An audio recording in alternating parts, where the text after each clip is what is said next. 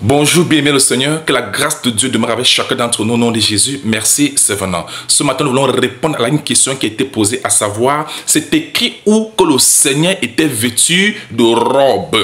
Bien-aimé, Ésaïe chapitre 6, le verset 1 déclare: l'année de la mort du roi Osias, je vis le Seigneur avec grand S.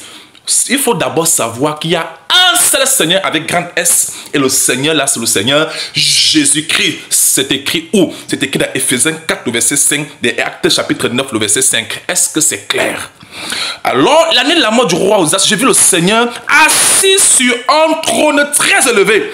Et les pans de sa robe remplissaient le temple. Les pans de sa robe. On ne parle pas de veste, on parle de robe. Donc le Seigneur était bel et bien vêtu de robe. Est-ce que c'est clair? Apocalypse chapitre 1, du verset 17, du verset 13 au verset 18. Vous allez voir comment Jean avait vu le Seigneur en tant que fils de l'homme qui était vêtu d'une longue robe. Même les anges sont vêtus des robes. Vous comprenez?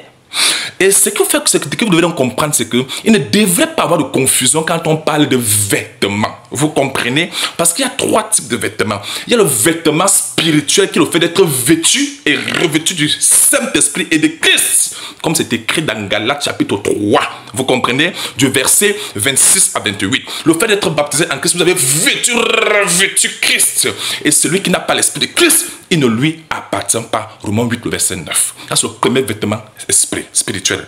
Le deuxième vêtement, c'est le vêtement naturel, qui est le vêtement que Dieu avait formé, la poussée de la terre, et il nous a couvert avec. C'est ça que voilà, le corps que voilà. C'est un vêtement naturel qui couvre notre esprit, qui couvre notre âme. C'est un vêtement naturel, fait à base de la poussée de la terre. Est-ce que c'est clair?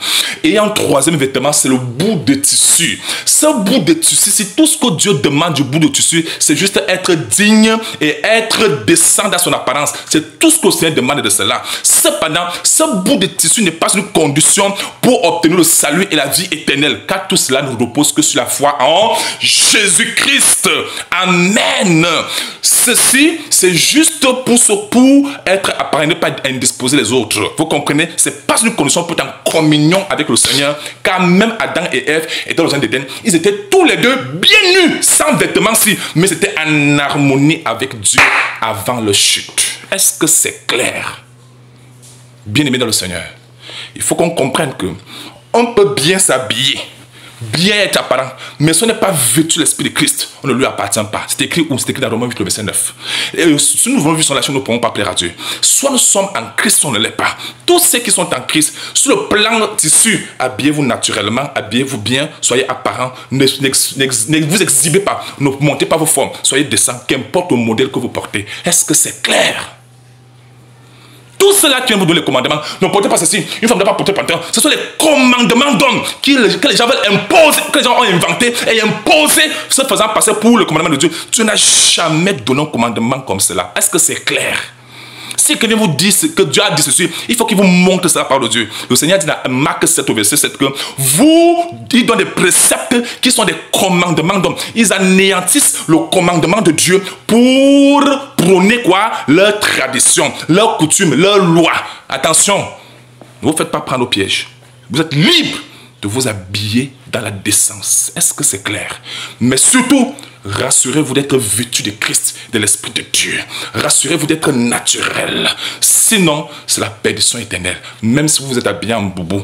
Attention à l'orgueil. Parce qu'on peut être bien orgueilleux. Même si la personne se revêt en bon combat ou si le cœur est noir, si le cœur est orgueilleux, ne plaît pas au Seigneur. Ça ne vaut pas la peine tout cela.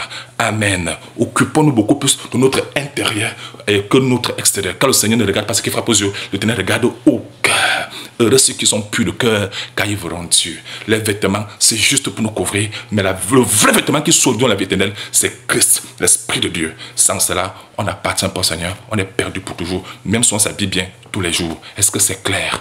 God bless you. Amen.